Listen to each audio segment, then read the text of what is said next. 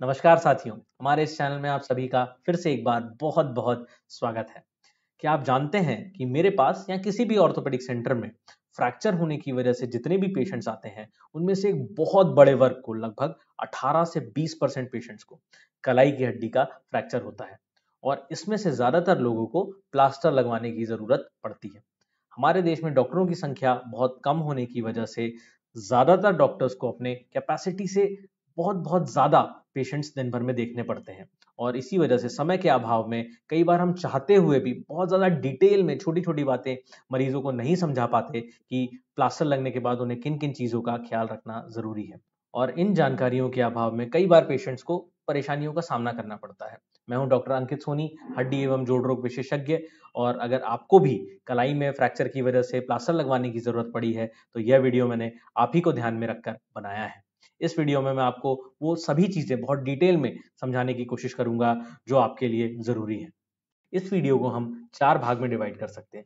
पहले भाग में मैं आपको बताऊँगा कि वो कौन-सी चीज़ें हैं जो प्लास्टर लगने के बाद आपको बिल्कुल भी नहीं करनी। दूसरे भाग में मैं आपको बताऊँगा कि प्लास्टर लगने के बाद आपको किन चीज़ों को करना चाहिए ताकि आपकी हड्डी तेज़ी से जुड़े। तीसरे भाग में जो कि सबसे इम्पोर्टेंट हिस्सा है, उसमें मैं आपको बताऊँगा उन रेड फ्लैग साइन्स के बारे में, मतलब कि वे लक्षण जिनके होने पे आपको तुरंत बिना देरी किए अपने डॉक्टर से संपर्क करना है।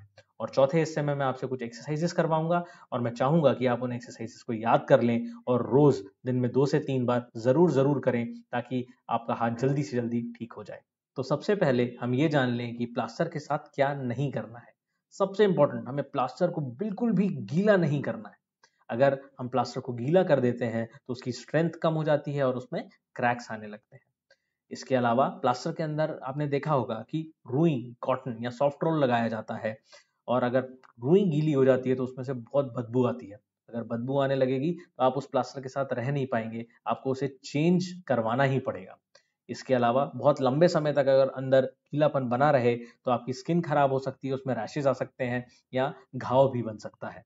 इसलिए प्लास्टर को गीला बिल्कुल भी नहीं करना। दूसरा, प्लास्टर पर वज़न ना दें या सोते वक़्त उसे अपने नीचे ना आने दें। इससे भी प्लास्टर खराब हो सकता है या टूट सकता है। तीसरी ज़रूरी बात, कई बार पसीना आने की वज़ह से अंदर खुजली की समस्या होने लगती है। ऐसा होने पर कतई ये कोशिश ना करें कि स्केल से, पेंसिल से या कोई और दूसरी चीज़ अंदर डालकर आप खुजालने की कोशिश कर रहे हैं।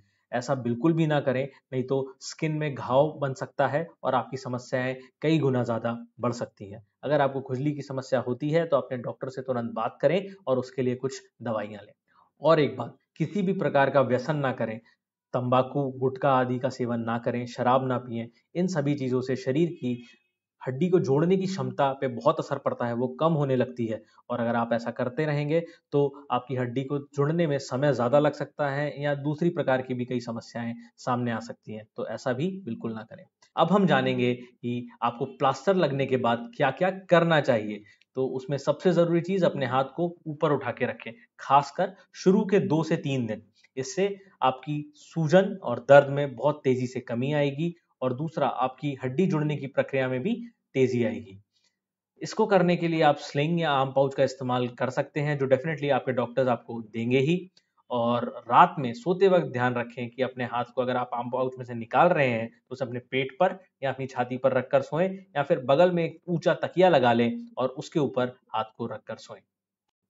कई मरीजों का सवाल होता है कि क्या हाथ को पूरे टाइम ही आर्म पाउच या स्लिंग में लटका के रखना ज़रूरी है या कब वो इसे नीचे लटकाना शुरू कर सकते हैं? तो उसका जवाब है कि शुरुआती 2-3 दिन में आपके हाथ की सूजन और दर्द काफ़ी हद तक कम हो जाएगी।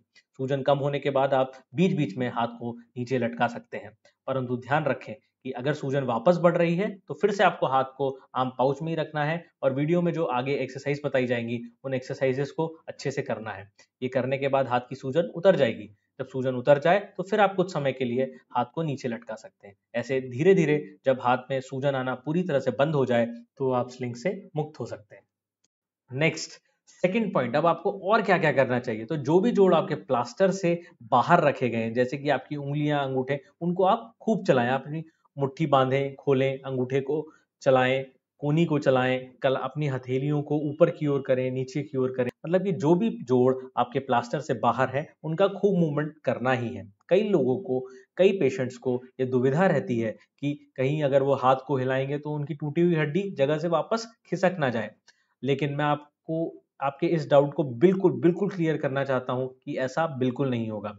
जिस जोड़ को हम चाहते हैं कि आप ना चलाएं, जैसे कि आपकी कलाई, उसे हम प्लास्टर में इस तरह से बांध देते हैं कि आप चाहकर भी उस जोड़ पे अपने मूवमेंट्स नहीं कर पाएंगे। दूसरा, जिन जोड़ों को हम प्लास्टर से बाहर रखते हैं, हम चाहते हैं कि आप उन जोड़ों को खूब चलाते रहें ताकि वो स्टिफ ना हो, जाम ना हो, और हम जैसे ही प्लास्टर निकालें, आप नॉर्मल अपने रूटीन एक्टिविटीज फटाफट शुरू कर पाएं।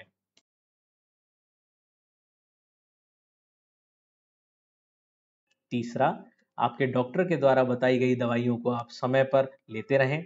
चौथा, अच्छा आहार लें, दूध पिएं, अंकुरित मूंग चना खाएं, ताजी सब्जियां, फल खाएं।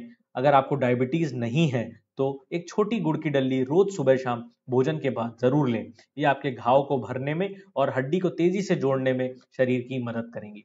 डॉक्टर आपको जैसे जैसे फॉलोअप पर जितने जितने दिन में बुला रहे हैं, जरूर उनसे जाकर मिलें और कृपा करके प्लास्टर को घर पे ही खोलने की गलती ना करें, इससे आपकी समस्याएं कई गुना बढ़ सकती हैं। अब हम इस वीडियो के सबसे इंपॉर्टेंट पार्ट को डिस्कस करेंगे और जानेंगे कि वो रेड फ्लैग साइंस मतलब कि ऐसे लक्षण क्या होते हैं कि जिनके होने पे आपको तुरंत बिना देरी किए अपने डॉक्टर से मिलना ही है। प्लास्टर लगने के बाद सबसे खराब कॉम्प्लिकेशन जो हो सकता है वो है कंपार्टमेंट सिंड्रोम। यूं तो इसके होने की संभावनाएं बहुत बहुत कम होती हैं, परंतु अगर ये हो जाए तो हाथ काटने तक की नौबत आ सकती है। इसलिए यदि आपको इसके शुरुआती लक्षण ही पता होंगे तो आप अर्ली स्टेज में ही अपने डॉक्टर से मिल पाएंगे और इस समस्या को गंभीर रूप लेने से रोक सकते हैं। तो ध्यान रखें कि यदि आपको हाथ में बहुत ज्यादा असहनीय दर्द हो रहा है, जो कि दर्द निवारक दवाइयां खाने के बाद भी ठीक नहीं हो रहा, या फिर आपके हाथ में बहुत ज्यादा सूजन आ रही है जो कि हाथ को ऊंचा करके रखने पर भी या बताए गए एक्सरसाइजेस करने के बाद भी ठीक नहीं हो रही है, आपके हाथ में बहुत झिनझिनी या सूनापन पैदा हो रहा है, या फिर आप थोड़ा सा भी उंगलियों को चलाते हैं, जैसे फ्रैक्चर तो आपको कलाई में हुआ है मगर आप उंगलियों का भी थोड़ा सा भी मूवमेंट करते हैं तो भी आपको बहुत ज्यादा दर्द हो रहा है, या आपकी उंगलियों का रंग नीला या काला पड़ रहा है। अगर इनमें से कोई भी लक्षण आपको होते हैं तो ध्यान रखें कि ये इमरजेंसी की कंडीशन है और इसमें आपको अपने डॉक्टर से तुरंत तुरंत मिलना चाहिए। अगर किसी कारणवश आप अपने डॉक्टर से मिल ही नहीं पाते या वो आपके आसपास है ही नहीं, या कुछ भी अवेलेबल नहीं है, आपको कुछ नहीं सूझ रहा है कि क्या करना है, तो आप इस प्लास्टर को अपने घर पर ही काट लें और फिर जितना जल्दी हो सके अपने नियरेस्ट हेल्थ केयर प्रोवाइडर या अपने डॉक्टर से जाकर मिलें। अब इस वीडियो के अंतिम भाग में मैं चाहूंगा कि आप कुछ एक्सरसाइज को मेरे साथ ही करें और कोशिश करें कि इन एक्सरसाइज को आप दिन भर में 4-5 बार रिपीट भी करें। पहली एक्सरसाइज में आपको मुट्ठी को टाइट बांधना है, 5 सेकंड के लिए होल्ड करके रखना है और फिर मुट्ठी को खोल लेना है, सारी उंगलियों को सीधा करना है और दूर दूर फैलाना है, 5 सेकंड के लिए होल्ड करना है। इसी प्रोसेस को 5 बार रिपीट करना है। तो चलिए मेरे साथ शुरू करिए। मुट्ठी को बांधने की कोशिश करें, बांधें बांधें, टाइट बांधने की कोशिश करें। थोड़ा दर्द होगा, तकलीफ होगी, मगर चिंता ना करें, ऐसा करने से आपके दर्द सूजन में तेजी से आपको फायदा मिलेगा। मुट्ठी टाइट बांधें, पूरी बांधें, 5 तक होल्ड करें। 1, 2, 3, 4, 5। मुट्ठी खोल लें, उंगलियों को दूर दूर करें, पूरा फैलाएं, 5 सेकंड के लिए होल्ड करें। 1, 2, 3, 4, 5। फिर से एक बार करेंगे। मुट्ठी बांधिए बांधिए बांधिए, 5 सेकंड तक होल्ड करें। 1, 2, 3, 4, 5। फिर से खोल लीजिए, उंगलियों को दूर दूर फैलाओ। 5, 4, 3, 2, 1। फिर से बांधो। 1, 2, 3, 4, 5। मुट्ठी खोलो, उंगलियों को दूर दूर फैलाओ। 5, 4, 3, 2, 1। 2 बार और करेंगे, बांधिए, टाइट मुट्ठी बांधिए, 5 सेकंड तक होल्ड करें। 1, 2, 3, 4, 5। मुट्ठी खोलो, उंगलियों को फैलाओ। 5, 4, 3, 2, 1। लास्ट टाइम एक बार रिपीट करो। 1, 2, 3, 4, 5। फिर से सीधा। 5, 4, 3, 2, 1। चलो रिलैक्स। सेकेंड एक्सरसाइज में आपको अपनी कोहनी को इस तरह से पेट पे लगाना है और हथेली को ऊपर आसमान की ओर करने की कोशिश करना है। 5 सेकंड के लिए होल्ड करना है और फिर ढीला छोड़ देना है। तो चलिए मेरे साथ शुरू करें। कोहनी को इस तरह से पेट पे लगाएं, हथेली को ऊपर आसमान की ओर करने की कोशिश करें। 1, 2, 3, 4, 5। ढीला छोड़ दें। हो सकता है कि शुरू में आप पूरा इस तरह से ना कर पाए, आप सिर्फ इतना ही कर पाए या फिर इतना, मगर चिंता ना करें, धीरे धीरे करते करते आपका दर्द कम हो जाएगा, सूजन कम हो जाएगी, तो आप हाथ के मूवमेंट्स को बढ़ा पाएंगे और 2 से 4 दिन के अंतराल में आप अपने हथेली को ऐसे पूरा ऊपर की ओर कर सकते हैं, मगर बार बार कोशिश करना बहुत जरूरी है। तो करें 1 2 3 4 5, ढीला छोड़ दें, फिर से करें 1 2 3 4 5। कुछ लोग यूं करते हैं कि कोहनी को उठा के ऐसे करने की कोशिश करते हैं, मगर ऐसे ना करें। कोहनी को बिल्कुल पेट से चिपका के रखें और फिर ऊपर की ओर करने की कोशिश करें। 5 सेकंड के लिए होल्ड करें, 1 2 3 4 5, ढीला छोड़ें, फिर से एक बार करें, हथेली पूरा ऊपर आसमान की ओर, 1 2 3 4 5। Very good. अब हम थर्ड एक्सरसाइज जानेंगे। थर्ड एक्सरसाइज बहुत ही सिंपल है। इसमें आपको सिर्फ अपने कोहनी पे मूवमेंट करने हैं। कोहनी को ऐसे मोड़ना है, 5 सेकंड के लिए होल्ड करना है, 1 2 3 4 5, सीधा करना है, 1 2 3 4 5, ऐसा 5 बार रिपीट करेंगे, 1 2 3 4 5, सीधा करेंगे, 1 2 3 4 5, फिर से 1 2 3 4 5, सीधा करो, 1 2 3 4 5, फिर से एक बार लास्ट टाइम रिपीट करो, 1 2 3 4 5, सीधा करो, 1 2 3 4 5।